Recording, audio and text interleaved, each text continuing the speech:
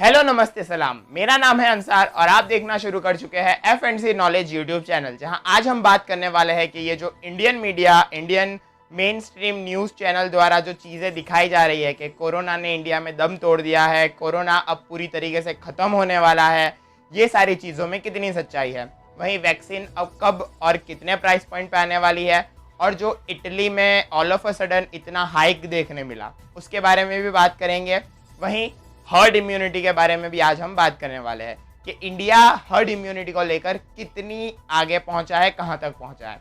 तो चलिए शुरू करते हैं। कहते तू होता कौन है कहने वाला, कहते कौन बातें तेरी सुनने वाला, मुझको ना लेना देना इससे जितने नकली बैठे घर पे सबको एक साथ किया देश में।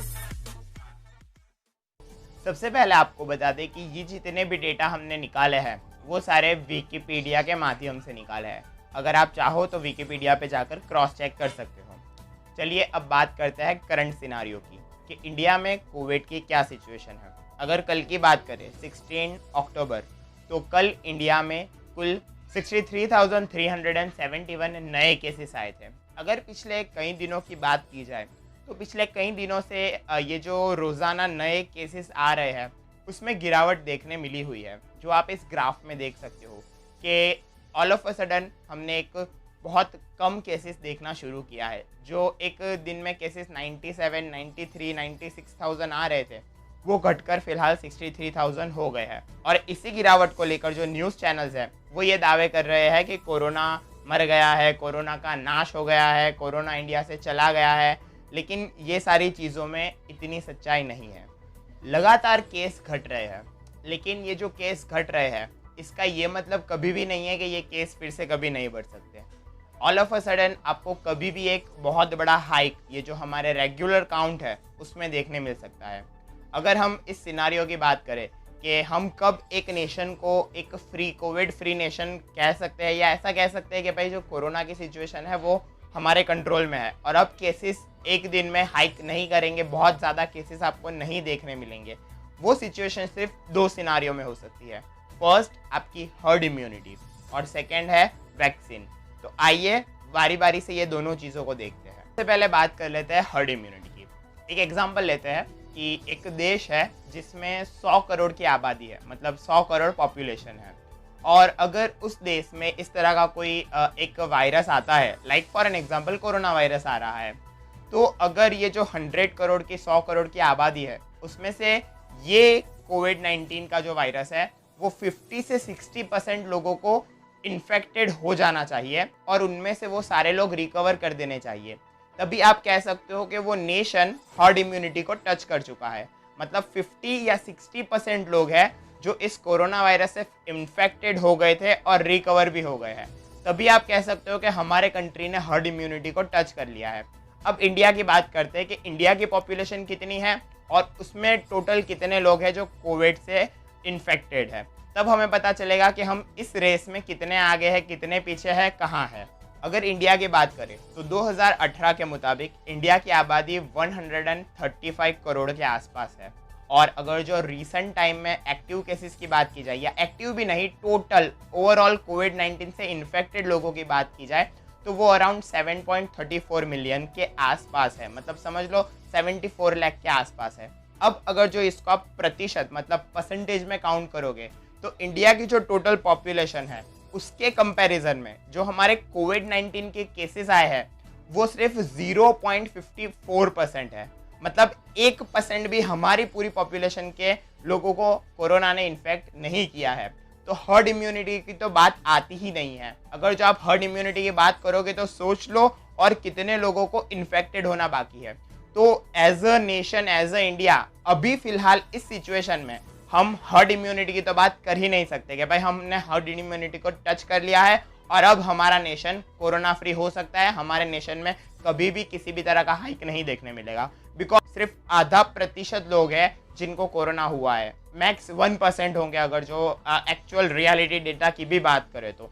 और ये सिनारियो 50% होना चाहिए तब, मतलब और 49% लोगों को कोरोना होगा तब जाकर हमारा नेशन एक हर्ड इम्यूनिटी को टच करेगा। तो सबसे पहली बात तो यहीं कंक्लूड हो जाती है, यहीं से निकल जाती है कि भाई हर्ड इम्यूनिटी जैसा इंडिया में तो फिलहाल हो नहीं सकता। अब इस तरह की सिचुएशन में आपने ये सारी जो न्यूज़ है इसे देखा और लापरवाह हो गए, तो ऑल ऑफ अ सडन कभी भी हमारे इंडिया में फिर से हाइक आ सकता है।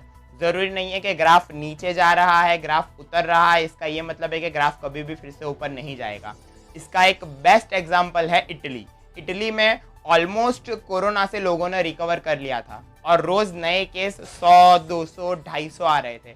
लेकिन कल ही की अगर बात की जाए तो कल कोरोना के नए केस इटली में 10,000 के आसपास दिखे, जो एक नया हाइक है इटली के लिए, बिकॉज इटली में मैक्स हाइक 5500 पर डे या 5600 पर डे गया था। लेकिन कल जो केसेस आए हैं वो सबसे ज़्यादा चौंका देने वाले हैं, बिकॉज इससे ज़्यादा केस कभी भी इटली में इससे पहले नहीं आए थे।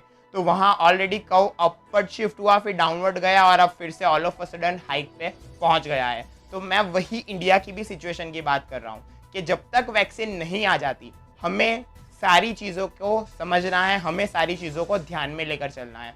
सोशल डिस्टेंसिंग का पालन करना है, हैंड वॉश करने हैं, सैनिटाइज़र का यूज़ करना है, मास्क पहनना है। अगर ये सारी न्यूज़ को आपने देखा और आप लापरवाह हो गए कि अरे भाई केसेस तो डाउन फ्लो कर रहे हैं, केसेस तो नीचे जा रहे हैं और अब थोड़े टाइम में तो केसेस बंद हो जाएंगे, पूरे हो जाएंगे, ख़त्म हो जाएंगे और कोरोना इंडिया से चले जाएगा, बट ऐसा नहीं है।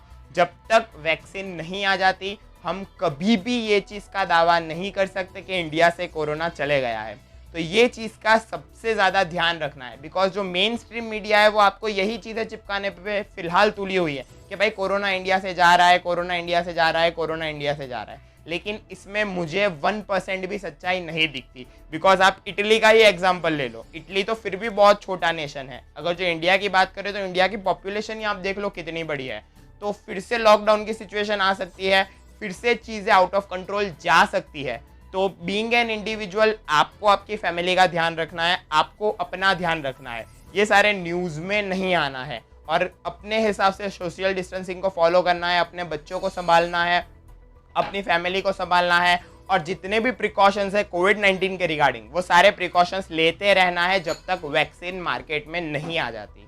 अब बात कर लेते हैं वैक्सीन की कि वैक्सीन कब तक इंडिया में आ सकती है। तो अगर जो इंडियन कंपनी की बात करें तो फिलहाल 3 कंपनी है जो इस रेस में आगे चल रही है और तीनों की तीनों कंपनी ने अपने 3rd लेवल पार कर लिए है। मोस्ट प्रोबेबली 2 कंपनी ने तो कर ही लिया है, एक कंपनी स्टिल 3rd लेवल के ट्रायल में है। तो अगर जो ये सारी चीज़ें सही रही तो मोस्ट प्रोबेबली दिसंबर एंड या जनवरी बिगिनिंग में आपको वैक्सीन देखने मिल जाएगी। और जो गवर्नमेंट के आर्टिकल्स की बात की जाए कि गवर्नमेंट ने जो बजट इसके रिलेटेड अलॉट किया है, अगर जो सारी चीज़ें सही रही और अच्छे से वर्कआउट की तो ये जो वैक्सीन है ये गवर्नमेंट की कैलकुलेशन के हिसाब से आप लोगों को 75 रुपीज़ के आसपास मुहैया की जाएगी। मतलब एक आम इंसान भी इसे अफोर्ड कर पाएगा। तो जब तक वैक्सीन नहीं आती प्रिकॉशंस लेते रहे।